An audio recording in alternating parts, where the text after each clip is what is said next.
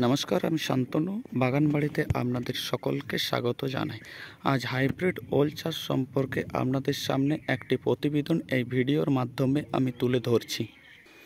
বাণিজ্যিক হারে ওল চাষ করার জন্য জমি নির্বাচিত করে সেই জমিকে 3 থেকে 4 বার কর্ষণ করতে হবে। জমি কর্ষণের সময় 1 বিঘা জমিতে 2 ট্রাক্টর গোবর সার, 1 বস্তা বা 50 কিলো সুপার ফসফেট, 50 কিলো 10-26-26 এবং তার সাথে পটাশ ও 50 কিলো খোল মিশাতে হবে।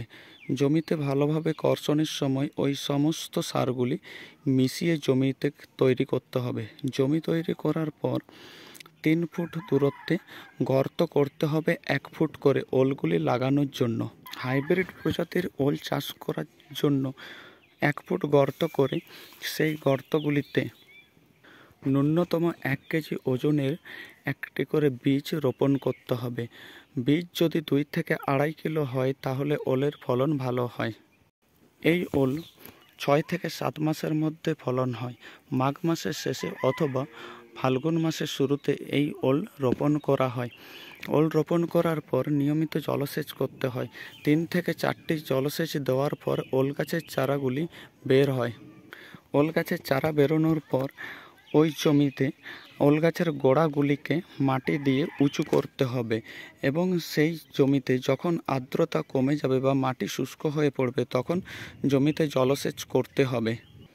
1 মাসে যদি বৃষ্টিপাত না হয় তাহলে 3 থেকে 4টি সেচের প্রয়োজন হয়। মাটিতে আর্দ্রতা নিয়মিত দেখতে হবে এবং আগাছাগুলি মুক্ত করতে হবে। মূলত বিয়ার এবং মাদ্রাস এই দুটি প্রজাতির ওল লাগালে উপকার বেশি পাওয়া যায় এবং ফলন বেশি পাওয়া যায়।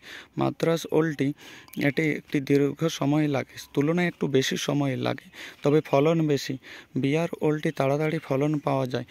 1 কিলো সাইজের ওল লাগালে 4 থেকে 5 কিলো ওলের ওজন হয়, তবে 2 থেকে 2.5 কিলো সাইজের যদি ওল বীজ লাগানো হয় সেক্ষেত্রে ওলের ফলন একটা ওলে 5 থেকে 6 কেজির পরিবর্তে 7-8 কেজি এমনকি 10-12 কেজি পর্যন্ত হতে দেখতে পাওয়া যায়।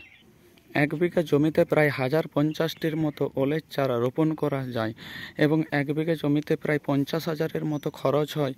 মুনাফা প্রায় 50,000 হয়।